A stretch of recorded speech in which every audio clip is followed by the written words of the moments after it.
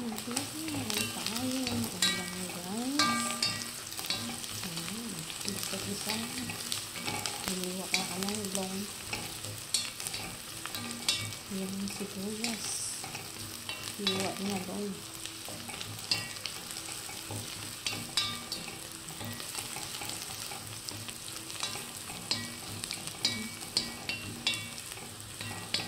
Paulit-ulit lang ulam. Walang iba.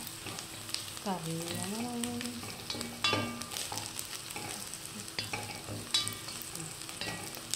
Pag nasa abroad tayo, huwag tayo mamili kung anong meron. Pero before, talagang di ako kumakain ng mga pagkain nila. Lalo na yung gawali noon, first day ko ako dito. Kasi nakabalot ng dahon ng ubas. Hindi ko, ayaw ko talaga siyang kumain. Ang ginawa ko na lang para makakain ako, binalatan ko kasi kanin ang nasa loob niya. Sabi ng mga kasama ko, malayo pang umaga, kumain ka.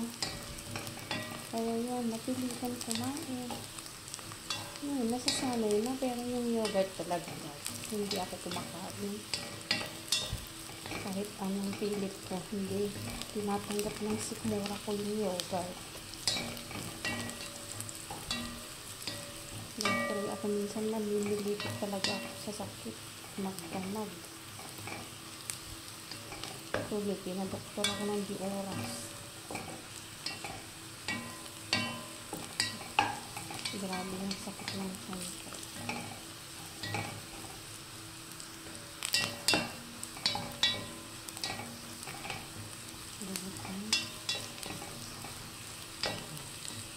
Saka hindi ako nagluluto dati. Kikain kami sa kabilang bahay. Sa anak ko ng matandang alaga ko na natatay.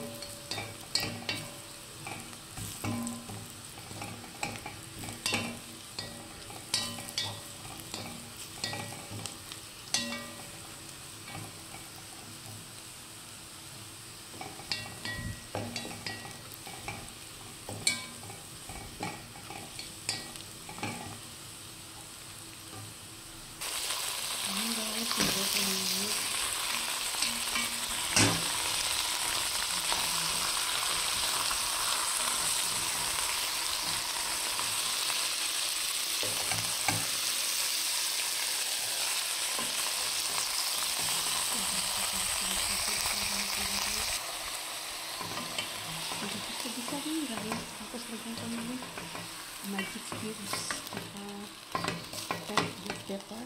Yan lang sa akin niya. Tapos 7 spice.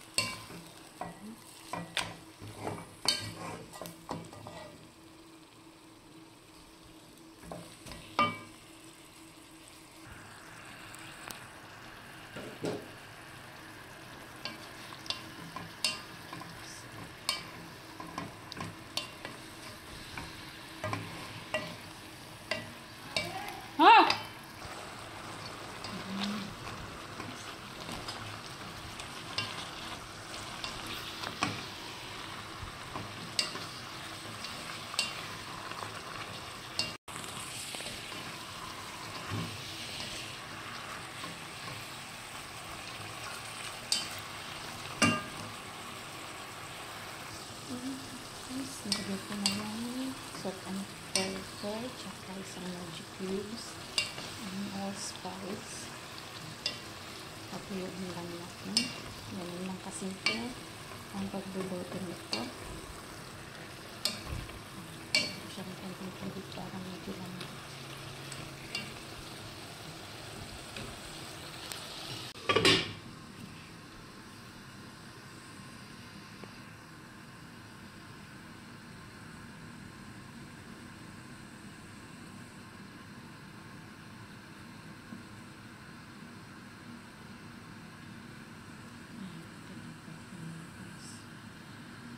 Tuyo siya.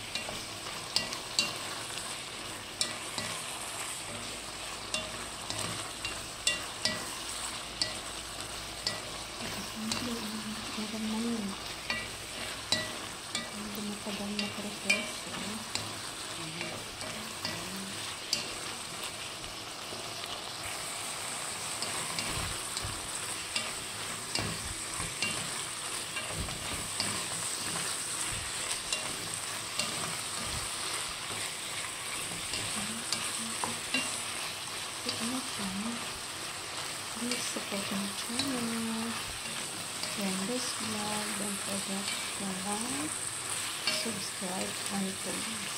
Thank you so much. Have a nice day. Bye. Ikot mo siya. Ayan, pwede na kumain. Ayan guys, ito na rin yung kanin natin. Kain na